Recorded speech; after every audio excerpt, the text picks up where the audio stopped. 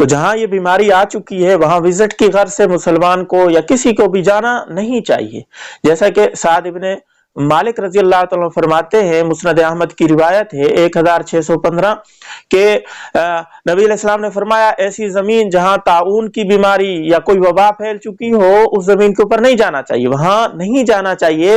تو بیماری سے بچنے کے اسباب بھی اختیار کرنے چاہیے نا، تو ایسی جگہ پہ وزٹ کے طور پہ نہ جانا چاہیے. دونوں حدیثیں ملتی ہیں، جہاں مسلمان ٹھہرا ہوا ہے، انسان ٹھہرا ہوا ہے، وہ علاقہ چھوڑ کے دوسری طرف نہ جائے جب وہاں بیماری آ جائے، اور جس علاقے میں بیماری پھیلی ہوئی ہے وہاں بھی نہ جایا جائے، کیونکہ اس سے جو ہے اپنے آپ کو موت کے منہ میں ڈالنے والی بات ہے. جیسے حضرت عمر رضی اللہ تعالیٰ عنہ کے بارے میں آتا ہے کہ ملک شام کے اندر کسی کام کی غرض سے گئے، کسی تجارت کی غرض سے گئے، کوئی بھی کام تھا، ساتھ مہاجرین صحابہ بھی تھے، انصار بھی تھے. حضرت عمر رضی اللہ تعالیٰ عنہ کو وہاں جا کے پتا چلا کہ یہاں طاعون کی بیماری کی وبا پھیلی ہوئی ہے، تو حضرت عمر رضی اللہ تعالیٰ نے انصار صحابہ مہاجرین کو بلایا، جم گٹھا ہوا، مشورہ کیا کہ کیا کیا جائے. انصار صحابہ نے کہا بھائی جانا چاہیے، مہاجرین نے کہا بھائی ہم جس کام سے آئے ہیں وہ کام تو بھی ہوا نہیں، ہم تو کام کیے بغیر نہیں جائیں گے. تو ایسے اختلاف ہو گیا. تو بڑے بڑے جو جلیل قدر صحابہ تھے حضرت عمر رضی اللہ عنہ نے ان کا مشورہ مانتے ہوئے واپس جانے کا ارادہ فرمایا. تو وہاں ایک صحابی موجود تھے حضرت ابو عبادہ بن جراح رضی اللہ تعالیٰ عنہ،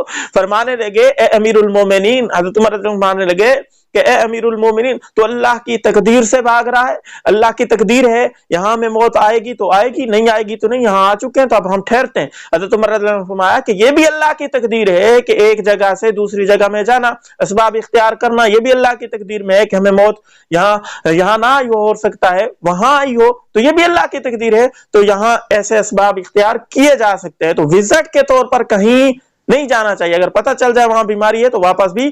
آ سکتے ہیں. تو یہ چند باتیں تھیں جو میں سمجھتا تھا آپ کے سامنے رکھوں، تو میں نے آپ کے سامنے رکھ دی ہیں. اور اگر اس بیماری کے اندر کوئی انسان مبتلا ہے، آپ کے محلے میں، آپ کے پڑوس میں یہاں بیماری آ چکی ہے، وہاں مسلمان رہ رہا ہے، تو نبی علیہ السلام نے دعا سکھلائی ہے کہ اس بیماری سے، کوئی بھی بیماری ہو، جب بیمار کو دیکھا جائے